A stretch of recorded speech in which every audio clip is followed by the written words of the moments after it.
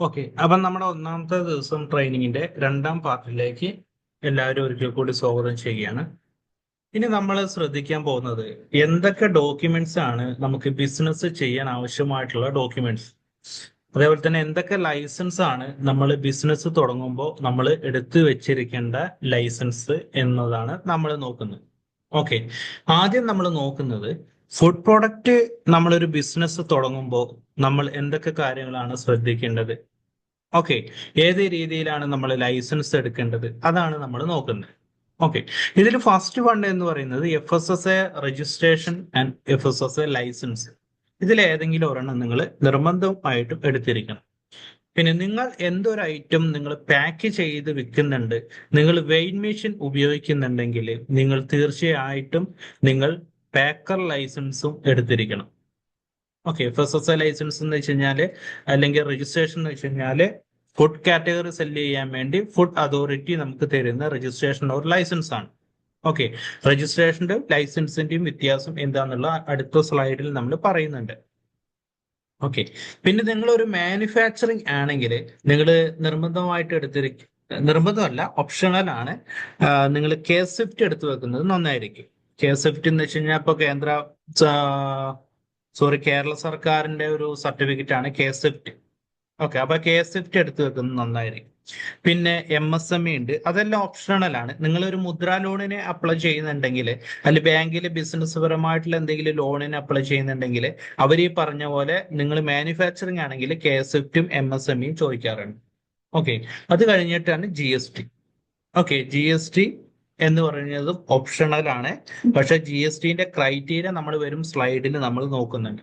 Okay, അപ്പൊ ഈ പറയുന്ന എല്ലാ ലൈസൻസും നമ്മൾ എന്ത് ചെയ്യുന്നുണ്ട്, എടുത്തു കൊടുക്കുന്നുണ്ട്.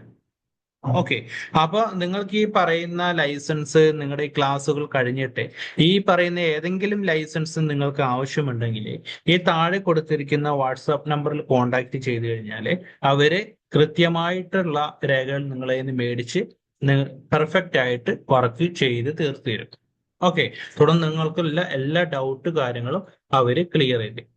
ഓക്കെ, നമ്മുടെ തന്നെ നമ്പർ ആണത്. അപ്പൊ അതിൽ ജസ്റ്റ് ഒന്ന് കോൺടാക്ട് ചെയ്താൽ. ഓക്കെ, നമുക്ക് അടുത്ത സ്ലൈഡിലേക്ക് പോവാം. ഓക്കെ, FSSA എന്ന് പറയുന്നത് food safety and standards authority of India. Okay, അപ്പോൾ ഫുഡ് അതോറിറ്റി കൊടുക്കുന്ന ലൈസൻസ് ആണ് FSSA എന്ന് പറയുന്നത്. FSSA രജിസ്ട്രേഷൻ ഉണ്ട്, സ്റ്റേറ്റ് ലൈസൻസ് ഉണ്ട്, സെൻട്രൽ ലൈസൻസ് ഉണ്ട്. ഈ മൂന്ന് തരം ലൈസൻസ് ആണ് FSSA പ്രൊവൈഡ് ചെയ്യുന്നത്. ഓക്കെ, ബേസിക് രജിസ്ട്രേഷൻ എന്ന് പറയുന്നത് നിങ്ങളുടെ ബിസിനസിന്റെ ആനുവൽ ടേൺ ഓവർ ഒരു 12 ലക്ഷത്തിന്റെ താഴെയാണെങ്കിൽ നിങ്ങൾ ബേസിക് രജിസ്ട്രേഷൻ മാത്രം എടുത്താൽ മതി.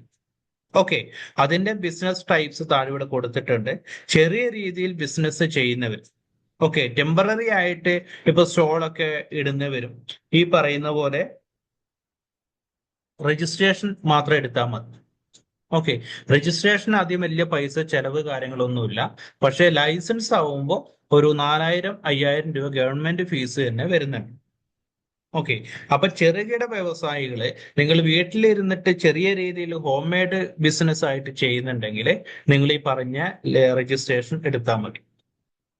ഓക്കെ, അടുത്ത നമ്മൾ പറഞ്ഞു സ്റ്റേറ്റ് ലൈസൻസ് ഉണ്ട്, അതുപോലെ സെൻട്രൽ ലൈസൻസ് ഉണ്ട്.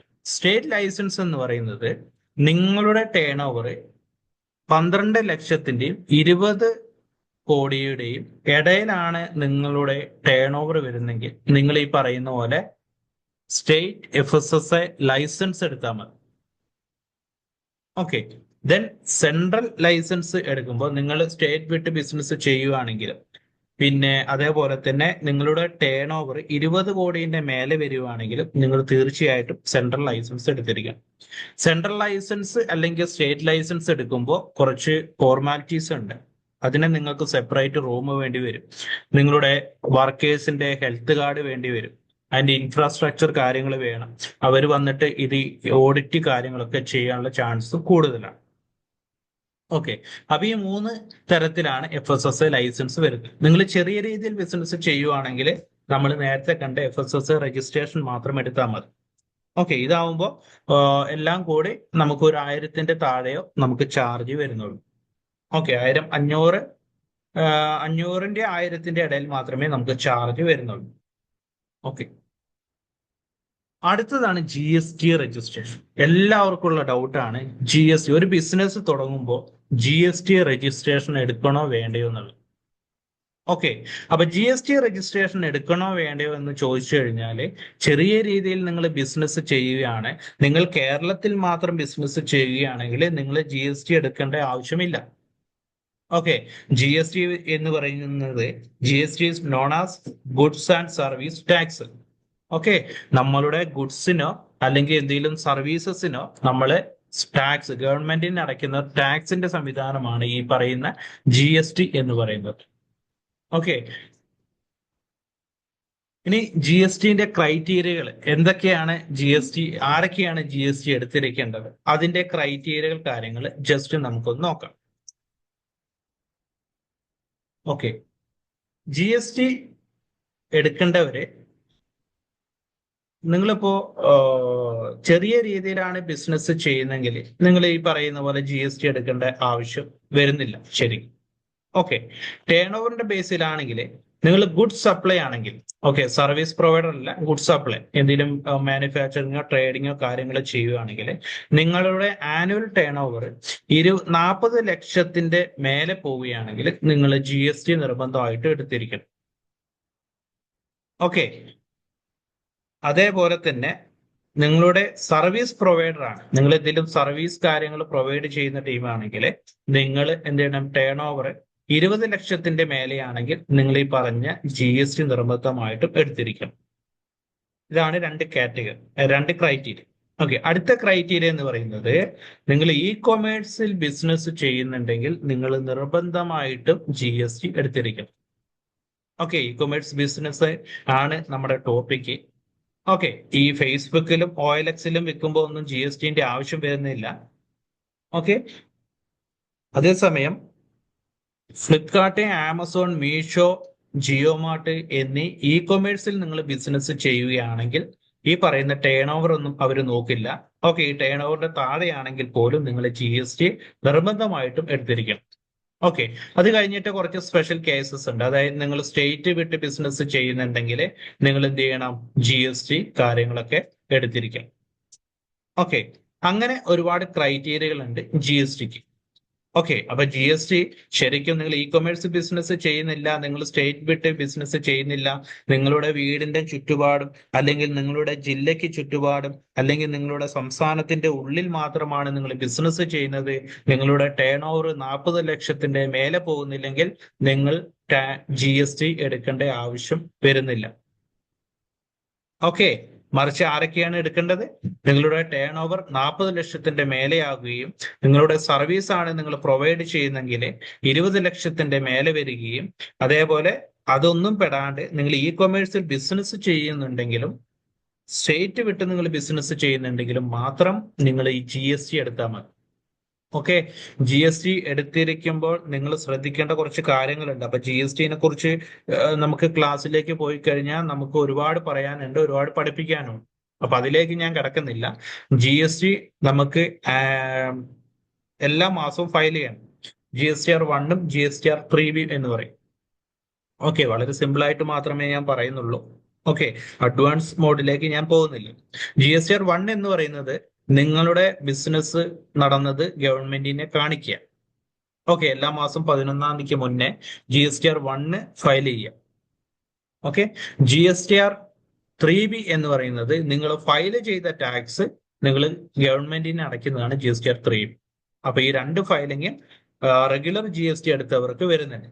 പിന്നെ കോമ്പൻസേഷൻ GST ഉണ്ട്, 3 മാസം അടയ്ക്കുന്ന GST ഒക്കെ ഉണ്ട്. അതൊക്കെ എന്ന് വെച്ച് കഴിഞ്ഞാൽ GSTന്റെ ഏതെങ്കിലും കോഴ്സ് നിങ്ങൾ ജോയിൻ ചെയ്യുവാണെങ്കിൽ അതിനെക്കുറിച്ച് നിങ്ങൾക്ക് പഠിക്കാൻ പറ്റും. ഇവിടെ ഞാൻ ബേസിക് ആയിട്ടുള്ള കാര്യങ്ങൾ മാത്രമേ പറഞ്ഞിട്ടുള്ളൂ. അപ്പൊ ഇതാണ് GST എന്ന് പറയുന്നത്. ഓക്കെ, നമുക്ക് സ്ലൈഡിലേക്ക് തിരിച്ചു വരാം. ഓക്കെ, അടുത്തത് MSME ആണ്. ഓക്കെ, MSME ആണ് അടുത്ത് വരുന്നത്. ഒരു മിനിറ്റ്.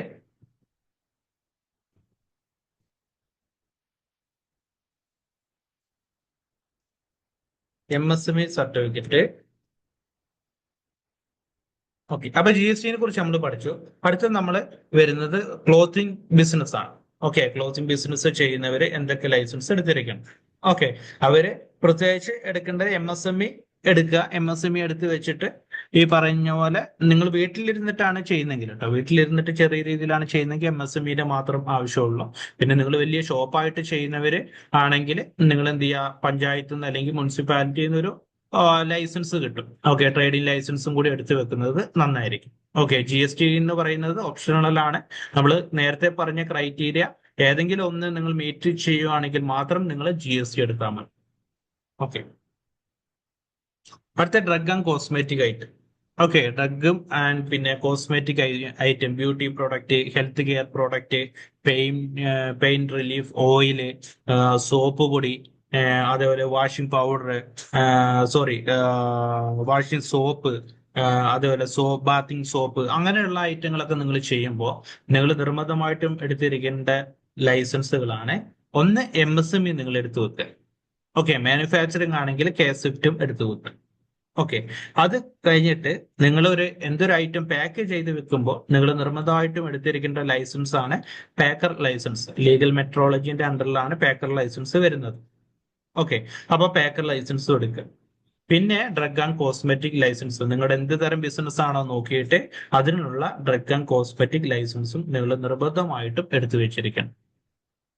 ഓക്കെ, ഇതുണ്ടെങ്കിൽ മാത്രമേ നിങ്ങൾക്ക് ഈ കോസ്മെറ്റിക്കിൽ ബിസിനസ് കാര്യങ്ങൾ ചെയ്യാൻ പറ്റുള്ളൂ. ചെറിയ രീതിയിൽ ബിസിനസ് ചെയ്യുന്നവരെ ഡ്രഗ് ആൻഡ് കോസ്മെറ്റിക് എടുക്കാറില്ല. അവർ MSMEയും ഈ പറഞ്ഞ പോലെ പാക്കർ ലൈസൻസ് എടുത്തിട്ടാണ് ബിസിനസ് ചെയ്യുന്നത്. പക്ഷെ അത് 100% ലീഗൽ ആണെന്ന് ചോദിച്ചു കഴിഞ്ഞാൽ ലീഗൽ അല്ല.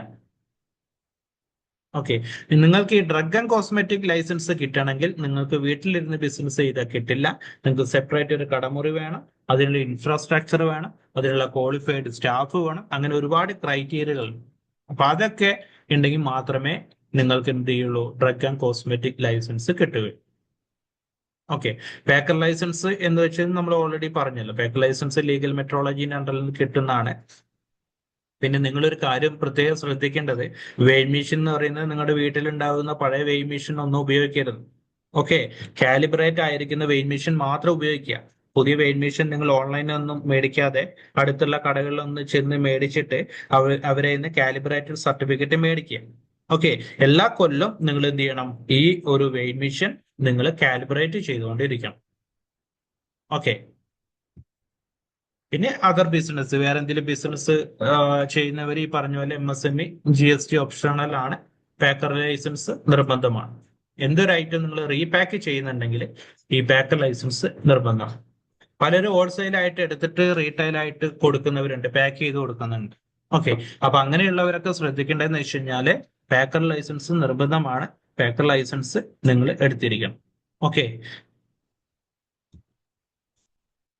അടുത്ത് അപ്പൊ നമ്മൾ എന്തൊക്കെ കണ്ടു? നമ്മള് കൊമേഴ്സ് കണ്ടു, കൊമേഴ്സിന്റെ ടൈപ്സ് കണ്ടു, അതിന്റെ ഗുണങ്ങളും ദോഷങ്ങളും എല്ലാം കണ്ടു അല്ലെ? അതേപോലെ തന്നെ നമ്മൾ എന്ത് കണ്ടു? എന്തൊക്കെ ഡോക്യുമെന്റ്സ് ആണ് നമുക്ക് ബിസിനസ്സിന് ആവശ്യമായിട്ടുള്ള ഡോക്യുമെന്റ്സ്, ലൈസൻസ് എന്നെല്ലാം കണ്ടു. ഓക്കെ, ഇനി നിങ്ങൾ എന്ത് ചെയ്യണം? നിങ്ങളൊരു ബ്രാൻഡ് നെയിം നിങ്ങൾ ചോയ്സ് ചെയ്യണം. അത് ചുമ്മാ അങ്ങനെ ചോയ്സ് ചെയ്യല്ല. നിങ്ങൾ ബ്രാൻഡ് നെയിം തിരഞ്ഞെടുക്കുമ്പോൾ അത് ട്രേഡ് മാർക്കിൽ രജിസ്റ്റേർഡ് ബ്രാൻഡ് നെയിം ആണോ എന്ന് നോക്കണം. ഓക്കെ, ട്രേഡ് മാർക്ക് എന്ന് വെച്ച് കഴിഞ്ഞാല് അറിയാത്തവർക്ക് ഞാൻ പറയാം, trademark is a type of intellectual property that helps to protect your brand okay from competitors. അതായത് നിങ്ങളുടെ ബ്രാൻഡിനെ പ്രൊട്ടക്ട് ചെയ്യുന്ന ഒരു സംവിധാനമാണ് ഈ പറയുന്ന ട്രേഡ് മാർക്ക്. ഓക്കെ, നിങ്ങളെ ട്രേഡ് മാർക്ക് എടുത്തിട്ടുണ്ടെങ്കിൽ നിങ്ങളുടെ ബ്രാൻഡ് വേറെ ആർക്കും ഉപയോഗിക്കാൻ പറ്റില്ല. അതേപോലെ തന്നെ നിങ്ങൾ ഒരു പേര് ചോയ്സ് ചെയ്യുമ്പോൾ ഈ പറയുന്ന ട്രേഡ് മാർക്കിന്റെ സൈറ്റിൽ കയറിയിട്ട് വേണം നോക്കാൻ. ഓക്കെ, ഇപ്പൊ നിങ്ങൾ ഒരു പേര് ചോയ്സ് ചെയ്തു, ഇപ്പൊ ഡബിൾ ഹോട്ട്സ് എന്നുള്ള ഒരു പേര് നിങ്ങൾ ചോയ്സ് ചെയ്തു, പക്ഷെ അത് വലിയൊരു ബ്രാൻഡാണ്, അത് വേറെ വലിയൊരു ബ്രാൻഡ് യൂസ് ചെയ്ത പേരാണ്. അപ്പൊ നിങ്ങൾ ആ പേരിൽ ഒരു പ്രൊഡക്റ്റ് ഇറക്കി കഴിഞ്ഞാൽ അവർക്ക് നിങ്ങൾക്ക് എതിരായിട്ട് കംപ്ലൈന്റ് ചെയ്യാൻ പറ്റും. ഓക്കെ, അപ്പൊ അവര് പറയുന്ന നഷ്ടപരിഹാരം നിങ്ങൾ കൊടുക്കേണ്ടി വരും. ഓക്കെ, ഞാൻ ഉദാഹരണത്തിന് പറഞ്ഞ ഡബിൾ ഹോട്ട്സ് എന്ന് വെച്ച് കഴിഞ്ഞാൽ കോമൺ ആയിട്ടുള്ള ഒരു ബ്രാൻഡ് ആയതുകൊണ്ട് മാത്രം ഞാൻ പറഞ്ഞതാണ്. അപ്പൊ നിങ്ങൾ ശ്രദ്ധിക്കേണ്ട ഒരു കാര്യം, നിങ്ങൾ ബിസിനസ് തുടങ്ങാൻ തീരുമാനിച്ചു, എന്തൊക്കെ ലൈസൻസ് ആണ് വേണ്ടതെന്ന് നിങ്ങൾ അറിഞ്ഞു. ഇനി നിങ്ങളൊരു പേര് കണ്ടുപിടിക്കണം. അത് ചുമ്മാ ഒരു പേര്, ഇപ്പൊ നമ്മളെ കൊച്ചിന്റെ പേര് തന്നെ ഇരുന്നോട്ടെ എന്ന് വിചാരിച്ച് കൊച്ചിന്റെ ഒരു പേര് നമ്മൾ ഇട്ടു. ഓക്കെ, അതല്ല നമ്മുടെ സ്ഥലത്തിന്റെ പേര്, അല്ലെങ്കിൽ നമ്മുടെ ഇഷ്ടപ്പെട്ട വേറെ എന്തെങ്കിലും, നമ്മുടെ വണ്ടിക്ക് എന്തെങ്കിലും പേരിട്ടുണ്ടെങ്കിൽ ആ പേര് ഇടാം എന്ന് വിചാരിച്ച് നമുക്ക് അങ്ങനെ ഇടാനുള്ള ഓപ്ഷൻ ഇല്ല. ഓക്കെ, നിങ്ങൾ അടുത്ത് ചെയ്യേണ്ടത് എന്താ വെച്ച് കഴിഞ്ഞാല്, ട്രേഡ് മാർക്കില് നിങ്ങളുടെ പേര് വേറെ ആരെങ്കിലും ഉപയോഗിച്ചിട്ടുണ്ടോ എന്നുള്ളത് സെർച്ച് ചെയ്യണം. ഓക്കെ, അതിനുള്ള മെത്തേഡാണ് ഞാൻ ഇനി കാണിച്ചു തരുന്നത്. ഓക്കെ, ട്രേഡ് മാർക്ക് എന്ന് പറയുന്നത് ഷോർട്ടാക്കി ഞാൻ പറഞ്ഞുതരാം. ഓൾറെഡി ഞാൻ പറഞ്ഞു, ട്രേഡ് മാർക്കിന്റെ ഡെഫിനിഷൻ ഞാൻ പറഞ്ഞു. ഓക്കെ, ഇപ്പൊ നിങ്ങളൊരു ബ്രാൻഡ് നെയിം ഉപയോഗിക്കും. ഓക്കെ, ഇപ്പൊ നിങ്ങളൊരു ബ്രാൻഡ് നെയിം അയോണ എന്നുള്ള ബ്രാൻഡ് നെയിം യൂസ് ചെയ്യാന്ന് വിചാരിക്കട്ടെ, അയോണ. ഓക്കെ, അപ്പോ നമ്മൾ ആദ്യം എന്ത് ചെയ്യണം? അയോണ എന്നുള്ളത് ഒരു ലേബൽ അടിച്ച് പ്രൊഡക്റ്റ് ഇറക്കി നമ്മുടെ മാർക്കറ്റിലേക്ക് ഇറക്കുക. അതല്ല നിങ്ങൾ വേണ്ടത്. ആദ്യം നമ്മൾ ഇനി ചെയ്യാൻ പോകുന്ന ഇതുപോലെ നമ്മൾ സെർച്ച് ചെയ്യണം. അതായത് ഒരു ലിങ്ക് ഉണ്ട്, ആ ലിങ്ക് ഞാൻ നിങ്ങളുടെ ഗ്രൂപ്പിലേക്കോ പേഴ്സണൽ ആയിട്ടോ അയച്ചു തരാം. ആവശ്യപ്പെട്ട് കഴിഞ്ഞാൽ നമ്മൾ തീർച്ചയായിട്ടും ഇത് അയച്ചു തരും. ഓക്കെ, ഒരു ലിങ്ക് ഉണ്ട്, ആ ലിങ്കിൽ ജസ്റ്റ് ഒന്ന് ക്ലിക്ക് ചെയ്യുമ്പോൾ നേരെ ട്രേഡ് മാർക്കിന്റെ സൈറ്റിലേക്ക് വരും. ഓക്കെ, ഇതിൽ നിങ്ങളുടെ ഒരു പേര് അടിച്ചു കൊടുക്കുക. ഓക്കെ, ഇതിപ്പോ ഞാനൊരു പേര് അടിക്കുകയാണ്, ടേസ്റ്റി ട്രയൽസ്. ഓക്കെ, നമ്മുടെ കമ്പനീന്റെ ഒരു പേരാണ്, നമ്മുടെ ഒരു ബ്രാൻഡ് നെയിം ആണ്, നമ്മുടെ ഒരു പ്രൊഡക്റ്റിന്റെ ബ്രാൻഡ് നെയിം ആണ് ടേസ്റ്റി ട്രയൽസ്. ഓക്കെ, അത് പല ക്ലാസ്സുകളുണ്ട്. ഓക്കെ, ഈ ട്രേഡ് മാർക്കിന് ഓരോരോ ക്ലാസ്സും ഓരോ പ്രൊഡക്റ്റിനും ഓരോരോ ക്ലാസ് ആണ്. ഓക്കെ, അത് അറിയണമെങ്കിൽ ഇവിടെ ഒരു ക്ലാസ് ഡീറ്റെയിൽസ് ഉണ്ട്, അത് ക്ലിക്ക് ചെയ്ത് കഴിയുമ്പോൾ നിങ്ങൾക്ക് അതിൽ അറിയാൻ പറ്റും ഏതൊക്കെ ക്ലാസ് ആണെന്നാണ്. ഓക്കെ, ഇപ്പൊ എന്റെ സ്പൈസസ് കാര്യങ്ങളൊക്കെ സെല് ചെയ്യാൻ 30 ക്ലാസ് വരുന്നത്. ഓക്കെ, അതേപോലെ നിങ്ങളുടെ വേറെ എന്തെങ്കിലും പ്രൊഡക്റ്റ് സെല് ചെയ്യാനാണെങ്കിൽ അതിന്റെ ക്ലാസ് വേറെ ആയിരിക്കും. ഓക്കെ, ഇവിടെ നിങ്ങൾ ജസ്റ്റ് നിങ്ങളുടെ ഇതൊന്ന് കൺട്രി ഒന്ന് സെർച്ച് ചെയ്ത് കൊടുക്കുക. ഓക്കെ, നിങ്ങളുടെ ഏതാണോ കൺട്രി വരുന്നത് അതൊന്ന് ജസ്റ്റ് ഒന്ന് സെർച്ച് ചെയ്യുക.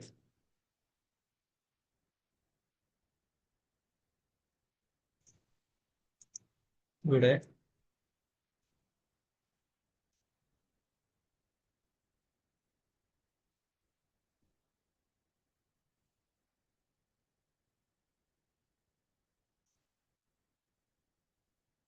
ഓക്കെ, അവരുടെ സൈറ്റിന്റെ എന്തോ ഒരു എറർ ആണ്. അപ്പൊ അത് ഞാൻ ഇനി ഇപ്പൊ അങ്ങോട്ട് കിട്ടുവാണെങ്കിൽ ഞാൻ അത് ജസ്റ്റ് ഒന്ന് കാണിച്ചു തരാം.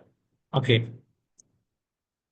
അപ്പോൾ പല പല ക്ലാസ്സുകളാണ് നമുക്ക് ഉള്ളത്. ഇപ്പൊ സ്പൈസസ് കാര്യങ്ങൾ ചെയ്യേണ്ടവർക്ക് ഉള്ള ക്ലാസ് ആണ് ഈ പറയുന്ന 30 എന്നുള്ള ക്ലാസ്. അപ്പൊ അതില് ട്രേഡ് ടേസ്റ്റി ട്രയൽസ് എന്നുള്ള ഒരു പേര് ജസ്റ്റ് നിങ്ങൾക്ക് ഇടണമെന്ന് വിചാരിക്കും. അപ്പൊ അത് നിങ്ങൾ എന്ത് ചെയ്തു? സെർച്ച് ചെയ്യും.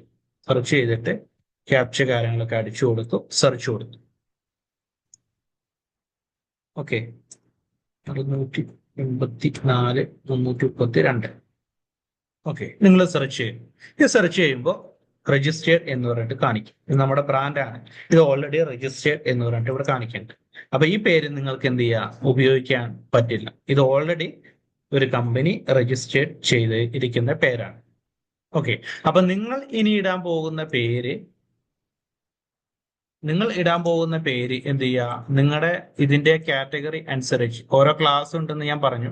ആ ക്ലാസ് അനുസരിച്ച് നിങ്ങൾ നോക്കുക ഏത് ക്ലാസ്സിലാണ് നിങ്ങളുടെ ബിസിനസ് വരുന്നത് എന്നുള്ളത് നോക്കുക.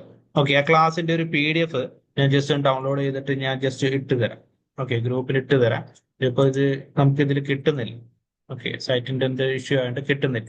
അപ്പൊ നിങ്ങളെ ഏത് കാറ്റഗറി, ഇപ്പൊ നിങ്ങളൊരു സ്പൈസസ് ബിസിനസ് ചെയ്യുന്നവരാണ്, നിങ്ങൾക്ക് അയോണ എന്നുള്ള ഒരു പേര് ഇടണം എങ്കിൽ നിങ്ങൾ 30 എന്നുള്ള പേരടിക്കുക, കോഡ് അടിക്കുക 627196. ഓക്കെ, അതിന്റെ ക്യാപ്ചർ ജസ്റ്റ് അടിച്ചു കൊടുക്കുക. ഓക്കെ, ക്യാപ്ചർ കറക്റ്റ് അടിക്കണം. 579228. ഓക്കെ, അപ്പൊ ഈ പേരിൽ വേറെ ആരും ക്ലാസ് 30 ഈ ഒരു ഇതെടുത്തിട്ടില്ല, ട്രേഡ് മാർക്ക് എടുത്തിട്ടില്ല. അപ്പൊ നിങ്ങൾക്ക് ധൈര്യത്തോടെ ഈ പേര് എന്ത് ചെയ്യും? നിങ്ങൾക്ക് ചോയ്സ് ചെയ്യാം. ഇതേപോലെയാണ് നിങ്ങൾ നല്ലൊരു പേര് ചോയ്സ് ചെയ്യേണ്ടത്. ഓക്കെ, നിങ്ങൾ നല്ലൊരു പേര് ചോയ്സ് ചെയ്തതിന് ശേഷം നിങ്ങൾ ഈ ട്രേഡ് മാർക്കിന്റെ സൈറ്റിൽ വന്നിട്ട് നിങ്ങൾ ചെക്ക് ചെയ്യണം വേറെ ആരെങ്കിലും ഉപയോഗിച്ചിട്ടുണ്ടോ ഇല്ലയോ എന്ന്. അപ്പൊ നമുക്ക് അയോണ എന്നുള്ളൊരു പേര് കിട്ടി. നമുക്ക് ക്ലാസ് 30, അതായത് spices, coffee, tea powder, honey ഒക്കെ സെല് ചെയ്യുന്നതാണ് ക്ലാസ് 30 എന്ന് പറയുന്നത്. ഓക്കെ, ഇപ്പൊ അച്ചാറ് സെല് ചെയ്യുന്നത് വേറെ ക്ലാസ് ആണ്. ഓക്കെ, അപ്പൊ നമ്മൾ എന്ത് ചെയ്തു, ആ പേര് നമ്മൾ സെലക്ട് ചെയ്തു, വേറെ ആരും ഉപയോഗിച്ചിട്ടില്ല എന്നുള്ളത് നമ്മൾ കണ്ടു. നമ്മൾ നേരെ എന്ത് ചെയ്തു, അതിവിടെ സെർച്ച് ചെയ്തു. ഓക്കെ, എന്നിട്ട് നമ്മൾ എന്ത് ചെയ്യും, ട്രേഡ് മാർക്കിന് ആപ്ലിക്കേഷൻ സബ്മിറ്റ് ചെയ്യും. Okay, trade mark application submit ചെയ്യുമ്പോൾ നേരെ എന്ത് ചെയ്യും, ഇതിന്റെ കോഡിഫിക്കേഷൻ പ്രോസസ്സിലേക്ക് പോകും. ഓക്കെ, അത് 1-2 ആഴ്ച എടുക്കും. ഓക്കെ, അത് കഴിഞ്ഞ് നേരെ എന്ത് ചെയ്യും, അത് എക്സാമിനേഷനിലേക്ക് പോകും. അതായത് വേറെ ആരെങ്കിലും ഇത് എടുത്തിട്ടുണ്ടോ ഇല്ലയോ എന്നുള്ളത് എക്സാമിനേഷനിലേക്ക് പോകും. ഓക്കെ, ഈ കോഡിഫിക്കേഷനിലേക്ക് വന്നു കഴിഞ്ഞാൽ നമ്മൾക്ക് നമ്മുടെ പേരിന്റെ കൂടെ TM ഉപയോഗിക്കാനുള്ള അനുവാദമുണ്ട്. ഓക്കെ, പലരുടെ പേര് കണ്ടില്ലേ, R എന്ന് കണ്ടിട്ടുണ്ട്, TM എന്ന് കണ്ടിട്ടുണ്ട്. അപ്പൊ TM എന്നുള്ളത് പറഞ്ഞു കഴിഞ്ഞാൽ ടെമ്പററി നമ്പർ ആണ്. ഓക്കെ, ട്രേഡ് മാർക്കിന് അപ്ലൈ ചെയ്തിട്ടുണ്ട്, പക്ഷെ അത് കിട്ടിയിട്ടില്ല. ഓക്കെ, അപ്പൊ അത് നേരെ എക്സാമിനർ ചെക്ക് ചെയ്യും, വേറെ ആരെങ്കിലും ഉപയോഗിച്ചിട്ടുണ്ടോ കാര്യങ്ങൾക്കൊക്കെ ചെക്ക് ചെയ്യും. ഓക്കെ, ചെക്ക് ചെയ്തതിന് ശേഷം വേറെ ആരെങ്കിലും ഉപയോഗിച്ചിട്ടുണ്ടെങ്കിൽ എന്ത് ചെയ്യും, അവര് ഒബ്ജക്ഷൻ തന്നു കഴിഞ്ഞാൽ നിങ്ങൾക്ക് എന്ത് ചെയ്യും, പിന്നെ അത് കേസ് ഫയലിംഗ് കാര്യങ്ങൾക്കൊക്കെ പോകും. ഓക്കെ, അപ്പൊ ഈ എക്സാമിനേഷൻ പാസ്സായി കഴിഞ്ഞാൽ നേരെ ജേണൽ പബ്ലിക്കേഷൻ ആണ്. ഓക്കെ, ജേണൽ പബ്ലിക്കേഷൻ എനിക്ക് തോന്നുന്നു 125 ദിവസം തോന്നുന്നു ജേണൽ പബ്ലിക്കേഷൻ. അപ്പൊ നിങ്ങളുടെ ആ തെരഞ്ഞെടുത്ത പേര് നേരെ ജേണൽ പബ്ലിക്കേഷനിലേക്ക് ചെല്ലും. അവിടുന്ന് ഓക്കെ ആയതിനു ശേഷം നിങ്ങൾക്ക് ഫൈനൽ വരുന്ന റിപ്പോർട്ടിൽ എല്ലാം ഓക്കെ ആണെങ്കിൽ നിങ്ങൾക്ക് ട്രേഡ് മാർക്കിന്റെ രജിസ്റ്റേർഡ് എന്നുള്ള സർട്ടിഫിക്കറ്റ് കിട്ടും. ഓക്കെ, പിന്നെ ഈ ലോകത്ത് ആർക്കും നിങ്ങളുടെ പേര് ഉപയോഗിച്ച് നിങ്ങളുടെ ആ കാറ്റഗറിയിൽ ബിസിനസ് ചെയ്യാൻ പറ്റില്ല. ഓക്കെ, അപ്പൊ ആദ്യം തന്നെ ബിസിനസ് ചെയ്യുന്നവര് ഇതിന് അത്യാവശ്യം കോസ്റ്റ് വരുന്നതാണ് ഈ പറയുന്ന ട്രേഡ് മാർക്ക് എടുക്കാൻ വേണ്ടി.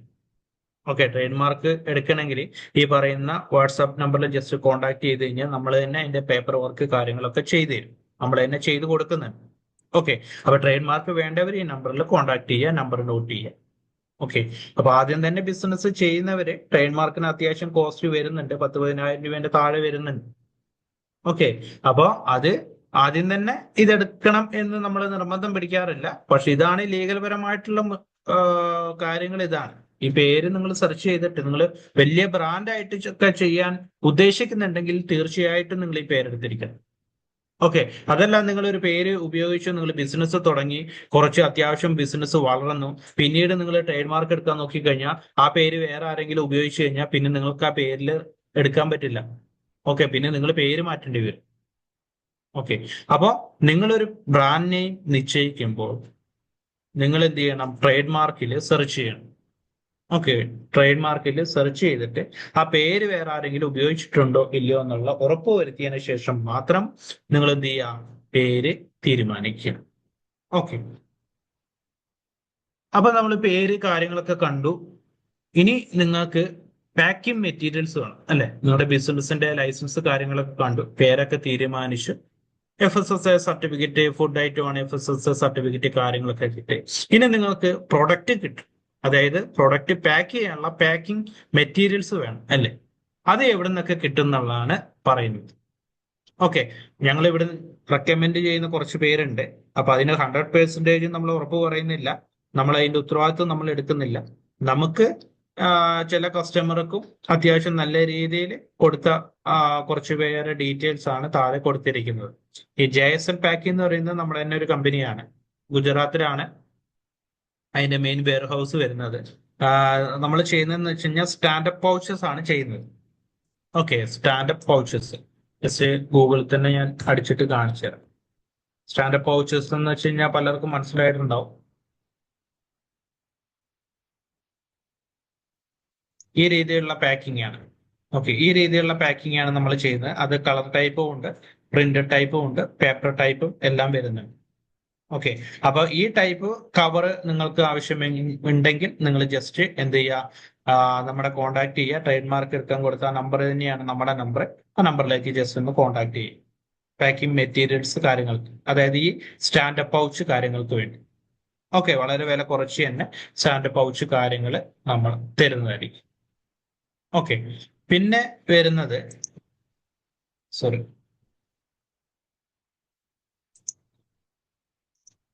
പിന്നെ വരുന്ന ഒരു പാക്കിംഗ് മെറ്റീരിയൽസ് എന്ന് പറയുന്നത് എറണാകുളം ബ്രോഡ്വേയില് ഒരു പാക്കിംഗ് മെറ്റീരിയൽസിന്റെ കടയുണ്ട്.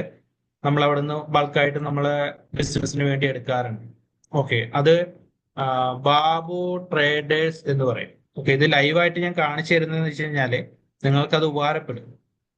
ഓക്കെ, ബാബു ട്രേഡേഴ്സ്, അവരോട് പറഞ്ഞു കഴിഞ്ഞാൽ അവര് നിങ്ങൾക്ക് ബൾക്കായിട്ട് തന്നെ പ്രൊഡക്റ്റ് അയച്ചു തരും.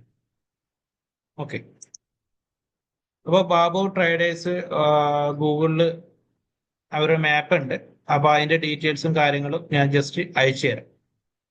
ഓക്കെ, ഇതാണ് അവരെ ഷോപ്പിന്റെ ഒരു ഇത് വരുന്നത്. ഓക്കെ, ബാബു ട്രേഡേഴ്സ് ബ്രോഡ്വേയിലാണ്, എറണാകുളം ബ്രോഡ്വേയിലാണ് അവരെ കട. ഓക്കെ, അപ്പൊ ഇവരെ കോൺടാക്ട് നമ്പറും കാര്യങ്ങളും ഞങ്ങൾ ഷെയർ ചെയ്യാം. അപ്പൊ നിങ്ങൾക്ക് എന്തെങ്കിലും അച്ചാറ് ബിസിനസ് ചെയ്യുന്നവര്, പിന്നെ മറ്റുള്ള ബിസിനസ് കാര്യങ്ങൾ ചെയ്യുന്നവർക്ക് ബോട്ടിലോ കാര്യങ്ങളൊക്കെ ആവശ്യം വരും ഇല്ലേ? അപ്പൊ ബോട്ടിലോ കാര്യങ്ങളൊക്കെ ഒക്കെ ആവശ്യം വരുമ്പോ അവര് എന്ത് ചെയ്യും? ഇവരെ കോൺടാക്ട് ചെയ്ത് കഴിഞ്ഞാൽ ഇവരെന്ത് ചെയ്യും? നിങ്ങൾക്ക് അത് സപ്ലൈ ചെയ്യും. കേരളത്തിൽ എവിടെയും ഇന്ത്യയിൽ എവിടെ വേണമെങ്കിലും ഇവര് സപ്ലൈ ചെയ്യും. ഓക്കെ, അപ്പോൾ പാക്കിംഗ് മെറ്റീരിയൽസ് കിട്ടാൻ ഇവരെ ജസ്റ്റ് കോൺടാക്ട് ചെയ്യാം. ഇത് പ്രൊമോഷനോ കാര്യങ്ങളോ ഒന്നുമല്ല കേട്ടോ. ഇത് അവരെ പ്രൊമോഷനോ കാര്യങ്ങളോ ഒന്നുമല്ല. നമുക്ക് ചീപ്പായിട്ട് കിട്ടിയിരിക്കുന്ന കുറച്ച് സ്ഥലം നമ്മൾ ഇവിടെ മെൻഷൻ ചെയ്തു എന്ന് മാത്രമേ ഉള്ളൂ. ഓക്കെ, ഒരിക്കലും ഇവരെ കടയ്ക്ക് നമ്മൾ പ്രൊമോഷനോ കാര്യങ്ങളോ ഒന്നും ചെയ്യുന്നതല്ല. പിന്നെ A to Z പാക്കേജിങ് നമ്മുടെ എറണാകുളം ചേരാനല്ലൂരുണ്ട്. അപ്പൊ അവിടെ നിങ്ങൾ കോൺടാക്ട് ചെയ്ത് കഴിഞ്ഞാലും നിങ്ങൾക്ക് ആവശ്യമായിട്ടുള്ള ബിസിനസ്സിന് ആവശ്യമായിട്ടുള്ള എല്ലാ എക്യുപ്മെന്റ്സും കവറും ഈ പറഞ്ഞ പോലെ സ്റ്റാൻഡപ്പ് പൗച്ചും എല്ലാം ഇവിടെ നിന്ന് ലഭ്യമാണ്. ഓക്കെ, നിങ്ങൾ ആദ്യമായിട്ട് ഒരു ബിസിനസ്സിലേക്ക് ഇറങ്ങുമ്പോൾ പലർക്കും ഡൗട്ടാണ് ഇത് എവിടെ നിന്നാണ് ഈ പാക്കിംഗ് മെറ്റീരിയൽസ് കിട്ടുക എന്നുള്ളത്.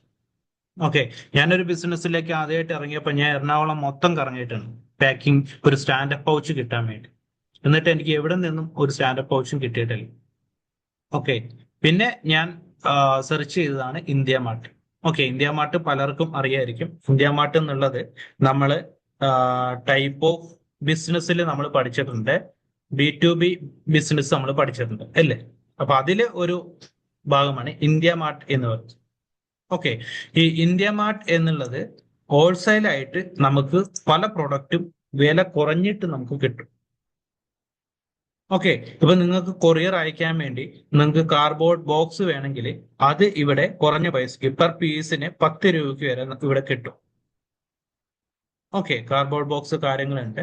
അപ്പൊ നിങ്ങൾക്ക് വേണമെങ്കിൽ എന്ത് ചെയ്യും? അത് ഇവിടെ നിങ്ങൾക്ക് ബൈ ചെയ്യാൻ പറ്റും. ഓക്കെ, അതല്ല നിങ്ങൾക്ക് ഇപ്പോ വേറെ എന്തൊരു പ്രൊഡക്റ്റ് ഹോൾസെയിൽ ആയിട്ട് വിൽക്കണം എന്നുള്ളതാണെങ്കിൽ, ഇപ്പൊ ഒരു കാർഡമം നിങ്ങൾക്ക് ഹോൾസെയിൽ ആയിട്ട് മേടിച്ചിട്ട് റീറ്റെയിൽ ആയിട്ട് വിൽക്കണം എന്നുള്ളതാണെങ്കിൽ നിങ്ങൾ എന്ത് ചെയ്യാം? ഈ ട്രേഡ് മാർക്ക് സോറി ഇന്ത്യ മാർട്ടില് ജസ്റ്റ് നോക്കുക. ഓക്കെ, ജസ്റ്റ് നോക്കിയിട്ട് പലരും പല വില ഇട്ടിട്ടുണ്ട്. അപ്പൊ എല്ലാവരും കോൺടാക്ട് ചെയ്യാം.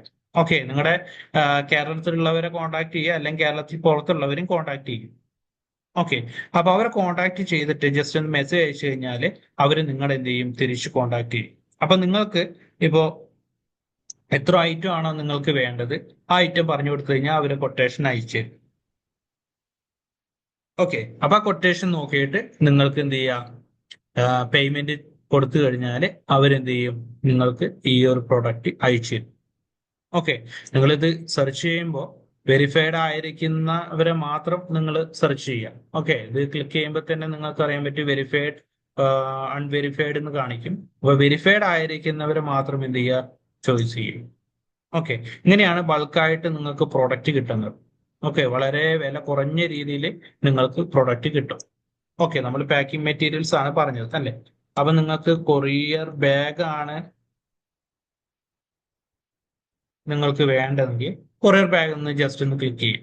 അപ്പൊ നിങ്ങൾക്ക് കൊറിയർ അയക്കാനുള്ള ബാഗ് വില കുറഞ്ഞിട്ട് കിട്ടും. ഓക്കെ, ₹1 1 പൈസക്ക് കൊടുക്കുന്നുണ്ട് ന്യൂഡൽഹിയിൽ.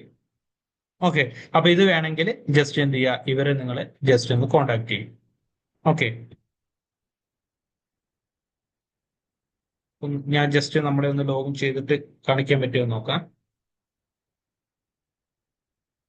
ഓക്കെ.